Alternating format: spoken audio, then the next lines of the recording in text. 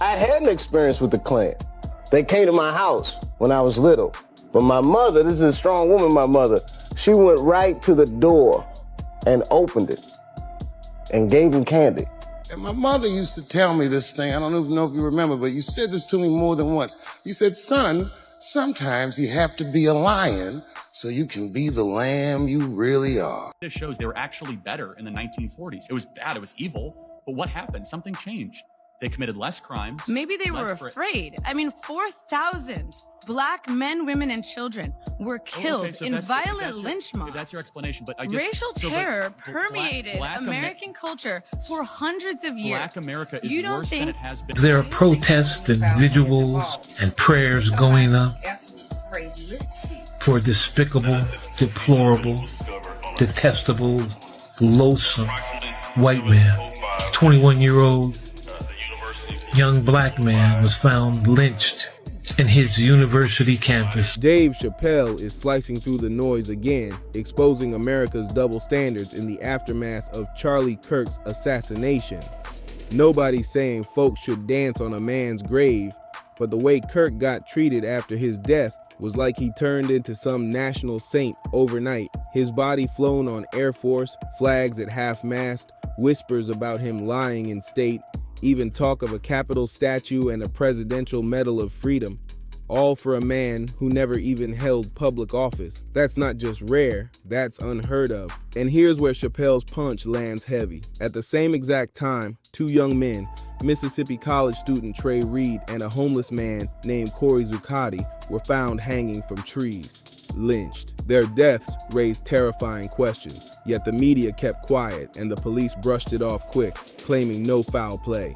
But let's be real, this is Mississippi, a state drenched in the history of lynching, and in today's political climate, those quick dismissals feel way too convenient. Chappelle's message cuts deep. America has always run on a crooked set of rules. Some lives spark a nationwide storm, while others vanish into silence. Just look at it now. Kirk's death is everywhere.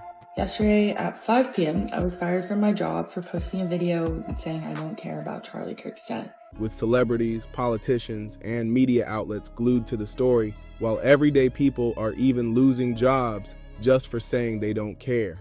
Meanwhile, those two men who turned up dead in Mississippi, their names barely made it past the local headlines, and the silence is louder than the truth. And that's exactly the nerve Chappelle is hitting. Why are people getting punished, even losing jobs, just because they don't want to mourn a man who openly pushed racist ideas? The hypocrisy is blinding. Two black men are found hanging from trees, and instead of outrage, their deaths get swept aside like static in the background. What the 60s must have been like for anybody. What was it, 8 or 9 assassinations? What does that do to a generation? Having lived through that and having known those people, this is me. I imagine I'd still be angry. That's not just neglect, that feels calculated. Police rushed to call it no foul play, while every single camera in the nation stayed locked on Charlie Kirk like he was royalty.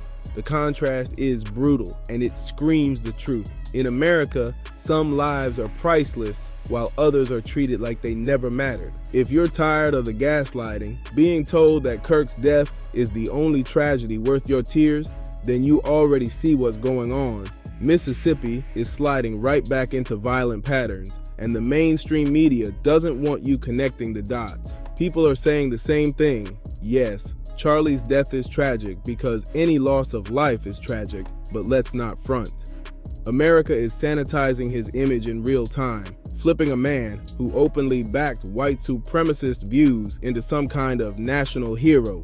That's not grief, that's straight up rewriting history.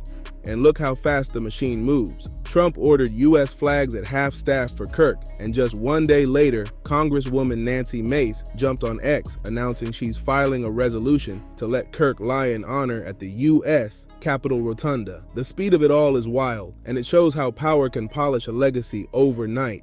Nancy Mace's post laid it out like a glowing obituary. Condemn the Civil Rights Act of 1964 as a huge mistake. Correct. Charlie Kirk devoted his life to defending freedoms, inspiring millions. leading souls to Christ and standing firm for the First Amendment.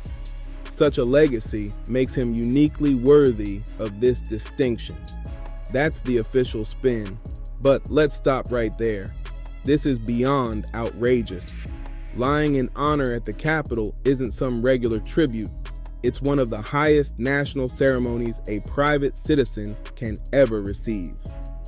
Only a handful of names have been given that level of respect, and each one is remembered for truly extraordinary service to the nation. One of those names? Rosa Parks, a woman who risked her life for civil rights and changed history forever. And now Republicans want Charlie Kirk in the same category. The audacity is unbelievable.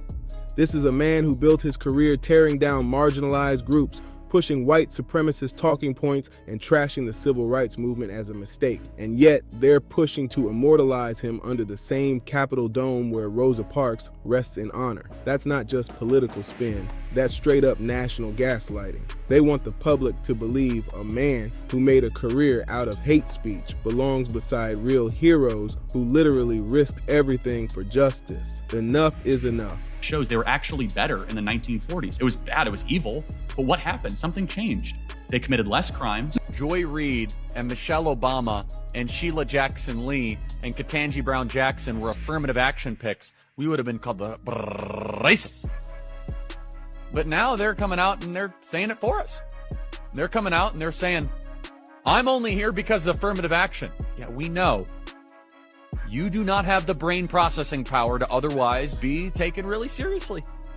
You had to go steal a white person's slot to go be taken somewhat seriously. Play cut 52. And just when you think the spectacle couldn't get wilder, the pageantry cranks up another level. Charlie Kirk's casket wasn't quietly flown home. It was carried from Utah to Arizona on Air Force Two, personally escorted by J.D. Vance. And if that wasn't bizarre enough, the show didn't even stop there. The military honor guard was ordered to carry Charlie Kirk's casket like he was some decorated war hero, and that lit a firestorm of outrage. Veterans were furious, calling it a flat-out disgrace. One angry post on X put it bluntly, black soldiers must have looked at that task with nausea. This is the same man who once said he wouldn't want a black pilot flying his plane. That's just one slice of the hateful rhetoric Kirk was infamous for. Another user blasted, "It's a shame the Air Force Honor Guard is carrying Charlie Kirk's casket. The Pentagon owes us answers, and they're not wrong." Kirk never served a single day in uniform, not one. Instead, he mocked veterans, stirred division, and made a career off ripping communities apart. Dressing up his farewell in military uniforms isn't honoring sacrifice, it's pure political theater. And worse, it's a slap in the face to every fallen soldier who actually earned that respect. Authorities say the body of 21-year-old Dematravion Trey Reed was found hanged from a tree by a faculty member near the pickleball courts. Word spread quickly throughout the Cleveland campus, leaving students and others concerned and worried. Well, because I am a black student, hearing that happened to another black student, it really made me feel, it's make me feel unsafe. I do have to walk to class, and I like to go walk on the track, and it would be happy to know like what happened. Local and state investigators immediately started looking into the incident. DSU Police Chief Michael Peeler says investigators found no evidence. Let's not forget who we're talking about here. A man who openly claimed black people were better off before the Civil Rights Act. Members of Reed's family are insisting on a thorough investigation. Please, please, please, please do your research on this. Do not let them sweep nothing else under the rug. Enough is enough. And even said black women didn't have the brain power to succeed without affirmative action. Yet while the country stages this giant mourning parade for Charlie Kirk, black folks just trying to live their lives are being dragged right back into the middle of it. Now people are getting scapegoated, blamed, and even punished just for not crying over Kirk's assassination.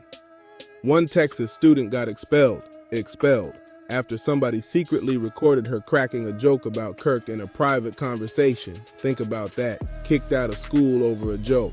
And she's not the only one.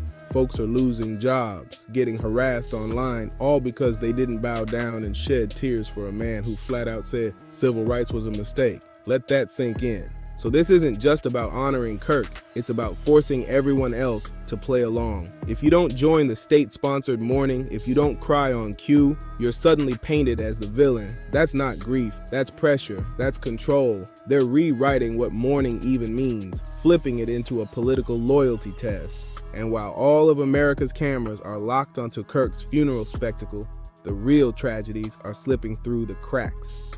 Because in that very same week, 2 men were found hanging from trees in Mississippi under circumstances way too suspicious to ignore. Billions of dollars to mental health and the homeless population. A lot of them don't want to take the programs. A lot of them don't want to get the help that is necessary. You can't give them a choice. Either you take the resources that we're going to give you, or you decide that you're going to be locked up in jail. That's the way it has to be now. Or involuntary lethal injection or something. Just kill them. Yeah, Brian, why did it have to get to this point? Right. I would say this, we're not voting for the right people. In North Carolina, wake up. One was 21-year-old DeMar Trevian Trey Reed, a black college student at Delta State University.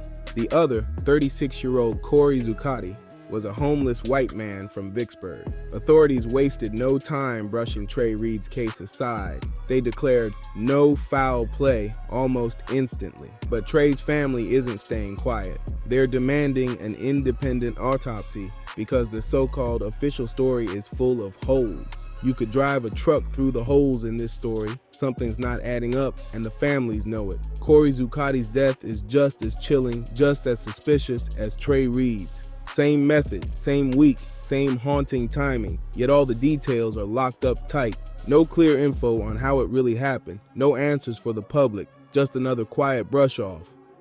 Yahoo confirmed the basics. Police found a man hanging from a tree in a heavily wooded area near the Ameristar Casino. The coroner identified him as 36-year-old Corey Zuccotti. Warren County Coroner Doug Husky confirmed the body was discovered Monday, September 15th around 10:30 a.m. and then silence. No deeper report, no breakdown of circumstances, nothing. Here's the kicker. Corey's body was found just hours before Trey Reed's. 2 hangings in Mississippi in 2025 within hours of each other, right as Kirk's supporters were screaming about a new civil war. Are we really supposed to write that off as coincidence? Maybe, maybe not. That's for you to decide. But one thing is undeniable. The mainstream media drowned the nation in non-stop Charlie Kirk coverage while flat out ignoring the suspicious deaths of these 2 men in Mississippi. And here's where it gets even darker. One of those men, Corey Zuccotti, was white, but he was also homeless. And in America, being homeless often means being invisible, even in death. And that detail matters, because just days before Corey Zuccotti's body was found hanging from a tree, Fox News host Brian Kilmeade went on national TV and flat out said homeless people should be executed. Yes, executed by lethal injection. He didn't whisper it. He didn't walk it back. He said it clear as day. Now, put the pieces together. Kilmeade makes that outrageous statement, and 2 days later, Corey, a homeless man, turns up dead in the woods. When Brian Kilmeade says, get rid of the homeless by lethal injection, let's be real about who he's talking about. He's not just throwing out random rhetoric. He's pointing at everyday Americans, veterans, trauma survivors, people living on the edge with nowhere else to go. Instead of housing, healthcare, or compassion, he's calling for state-sanctioned executions. That's chilling. And then comes the wild contradiction. Those same voices want folks fired, silenced, or dragged online just for daring to crack a joke about Charlie Kirk. That's the hypocrisy laid bare, and it's exactly what Dave Chappelle has been tearing into. The system bending reality until it feels like parody. He compared it to what went down after the Capitol riots. Insurrectionists got mercy, while Colin Kaepernick's entire career got destroyed just for taking a knee in protest. The double standards aren't even hidden anymore. They're shoved right in our faces. The scales of justice in America aren't just tilted, they're rigged. These are dark times, no question. On one side, the nation is busy dressing up Charlie Kirk's memory like sainthood, turning him into a martyr. On the other, 2 men are found hanging from trees in Mississippi. One, a young black student, and their stories barely even scratch the headlines. Crazy, right? People keep saying the system is broken, but nah, the system is doing exactly what it was designed to do. This is psychological warfare on the public, with cameras only pointing where the powerful want them to. Don't let the media, politicians, or so-called influencers gaslight you into thinking you're the one who's wrong for noticing it. You're not crazy for seeing the truth. Wake up, speak up, and drop your thoughts in the comments. Why is Charlie Kirk's death treated like a national emergency, while Trey, Reed, and Corey Zuccotti's lives get erased before their stories are even told? Why is grief mandatory for a man who said civil rights was a mistake, but invisible when black and poor communities are clearly in danger? These double standards are screaming loud in 2025, and they tell us exactly where this country is heading. This conversation needs to happen now, and you won't hear it on News Nation, CNN, or Fox News. So make sure you subscribe to Dripzine, smash that like button, share this video, and keep the comments rolling, because the truth only spreads if we make it spread.